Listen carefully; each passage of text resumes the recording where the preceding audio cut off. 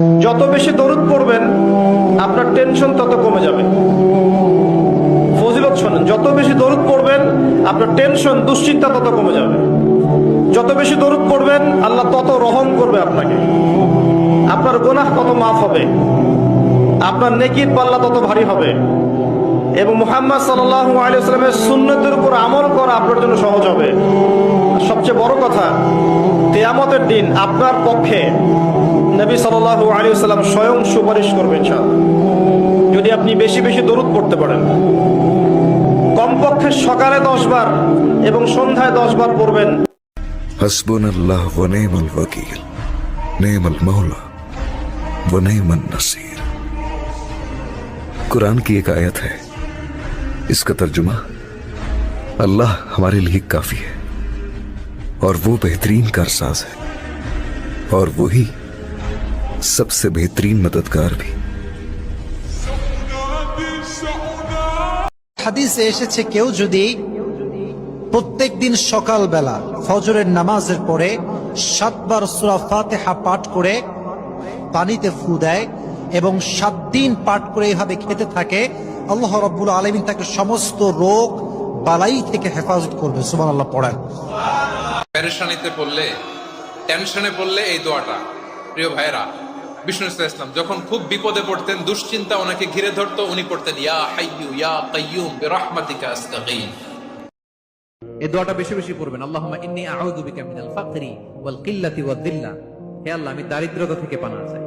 আল্লাহ, স্বল্পতা থেকে পানাহ চাই। আল্লাহ, লাঞ্ছনা থেকে পানাহ চাই। সবাই পড়ুন আমিন।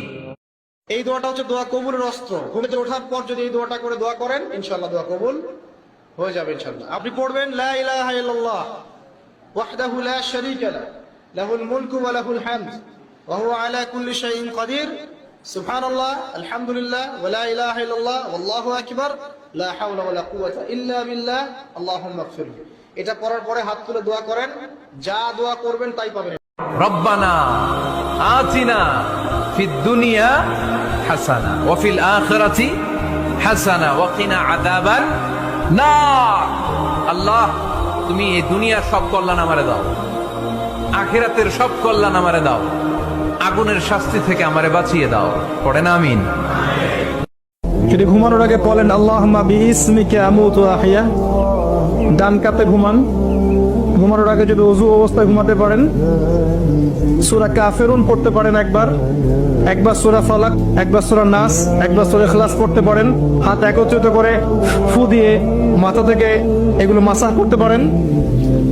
সারা রাত নফল পড়লে যে নেকিটা পেতেন ঘুমের মধ্যে পেয়ে যাবেন ইনশাআল্লাহ। নিঃস্ব অবস্থায় কি দোয়া করতে পারেন একজন মানুষ, এই দোয়াটা শিখে নেন, ইনশাআল্লাহ আপনার জীবনের সমস্ত সংকট কেটে যাবে ইনশাআল্লাহ। আমি নিজেও এই দোয়াটা বেশি বেশি করার চেষ্টা করি। দোয়াটা হচ্ছে রব্বি ইন্নী লিমা আনজালতা ইলাইয়া মিন খায়রিন ফাকির। অর্থ হচ্ছে, হে আল্লাহ, তুমি তোমার পক্ষ থেকে আমার উপরে যে নিয়ামতগুলো দিবে, আমি এর জন্য ফকির হয়ে বসে আছি।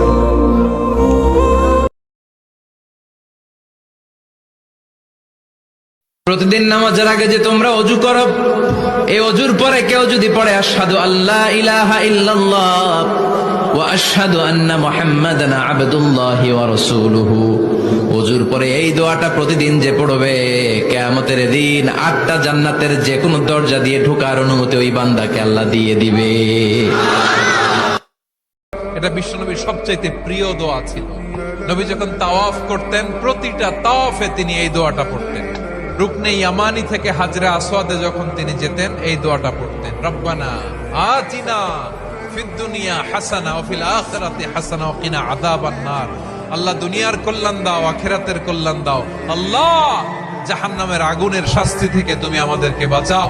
6টা দোয়া এবং জিকির আছে, যেই দোয়া জিকিরগুলো কোরআন হাদিসে বর্ণিত সকল দোয়া জিকিরের খোলাসা, সারমর্ম এবং নির্যাস।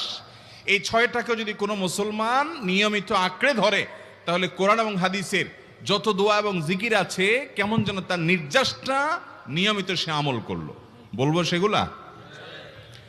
এই 6টা দোয়া এবং জিকিরের মধ্যে সর্বপ্রথম হলো নবী করিম সাল্লাল্লাহু আলাইহি সাল্লামের প্রতি দুরূদ প্রেরণ করা। নাম্বার 2 ইস্তিগফার। নাম্বার 3 ইয়া যাল জালালি ওয়াল ইকরাম। নাম্বার 4 লা হাওলা ওয়ালা কুওয়াতা ইল্লা বিল্লাহ, জান্নাতের ভান্ডার এটা। নাম্বার 5, লা ইলাহা ইল্লা আনতা সুবহানাকা ইন্নী কুনতু মিনাজ জালিমিন। বিপদ না আসলেও স্বাভাবিক অবস্থায় পড়বেন। নাম্বার 6, সুবহানাল্লাহি ওয়ালহামদুলিল্লাহি ওয়ালা ইলাহা ইল্লাল্লাহু আল্লাহু আকবার। নিয়মিত করব তো ইনশাআল্লাহ। এই দোয়াটা বেশি বেশি পড়বেন। আল্লাহুম্মা ইন্নী আউযু বিকা মিনাল ফাকরি ওয়াল কিল্লাতি ওয়াদ দিল্লা। হে আল্লাহ, আমি দারিদ্রতা থেকে পানাহ চাই। আল্লাহ, স্বল্পতা থেকে পানাহ চাই। আল্লাহ, লাঞ্ছনা থেকে পানাহ চাই। সবাই পড়ুন আমিন। আল্লাহর জিকির বাড়িয়ে দেন, দিনরাত আল্লাহর জিকির বাড়িয়ে দেন। সুবহানাল্লাহ পড়তে থাকেন, হাঁটতে হাঁটতে আলহামদুলিল্লাহ পড়তে থাকেন, আল্লাহু আকবার পড়তে থাকেন, লা হাওলা ওয়ালা কুওয়াতা ইল্লা বিল্লাহ পড়তে থাকেন, আস্তাগফিরুল্লাহ ওয়া আতুবু ইলাইহি পড়তে থাকেন, সুবহানাল্লাহি ওয়া বিহামদিহি সুবহানাল্লাহিল আযীম পড়তে থাকেন, দরুদ শরীফ পড়তে থাকেন। আল্লাহর জিকির বাড়িয়ে দেন। যত বেশি আল্লাহর জিকির করবেন, মন প্রশান্ত হবে ইনশাআল্লাহ।